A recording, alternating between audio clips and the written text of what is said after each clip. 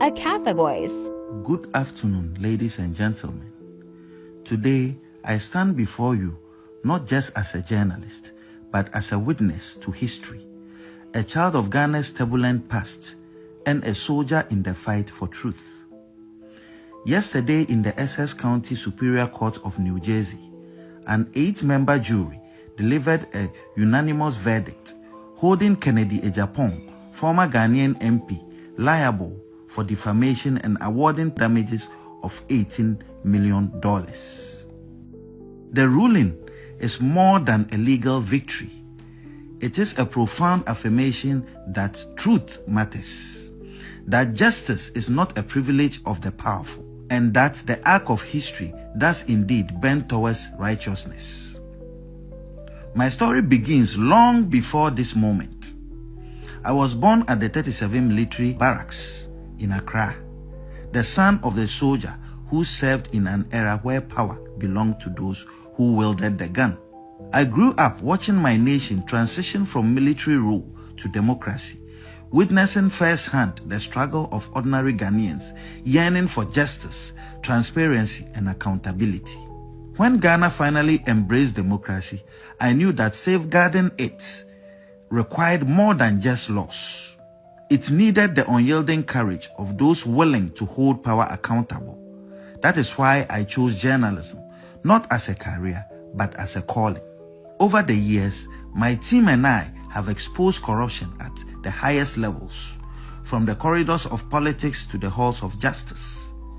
But in fighting the corrupt, one becomes a target. Mr. Agyapong, in a desperate bid to silence me, labeled me a land grabber, an extortionist, a murderer, a tax evader, and a blackmailer who ought to be hanged. These were not just lies.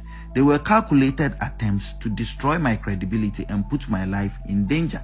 While Ghana's legal system failed to deliver justice in 2018, the U.S. court upheld truth. This case was not easy. Proving defamation in the United States requires establishing actual malice by a clear and convincing evidence standard, one of the highest legal thresholds in the world. That the jury ruled 8-0 in my favor on every count is a testament to the fact that Mr. Agyapong acted with reckless disregard. Regrettably, Ghana's justice system has not always lived up to the principles of fairness and impartiality. When I sued Mr. Agyapong in 2018, despite his inability to legally substantiate his allegations, the court ruled against me, with Justice Barr scandalously branding me a terrorist instead of adjudicating the facts before him. This miscarriage of justice was later condemned by Supreme Court Justice Kennedy, who rightly described it as a violent abuse of judicial authority.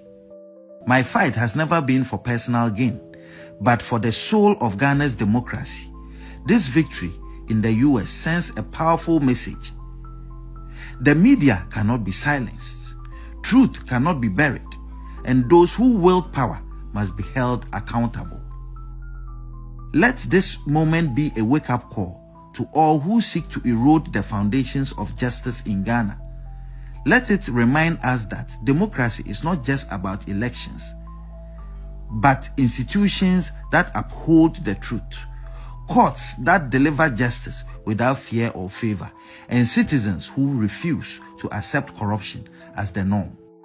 To my legal team, Andrew Dehere Esquire, Atawomega Esquire, Evans Salasi Adeka Esquire, and Odei Kro Esquire, I am forever grateful for your dedication to justice. And to my supporters in Ghana and around the world, your unwavering belief in the fight strengthens my resolve. The battle against corruption continues. We will name shame and jail. Ghana deserves better, and I will never stop fighting for a future where justice is not a privilege of the powerful, but the right of every citizen. Thank you.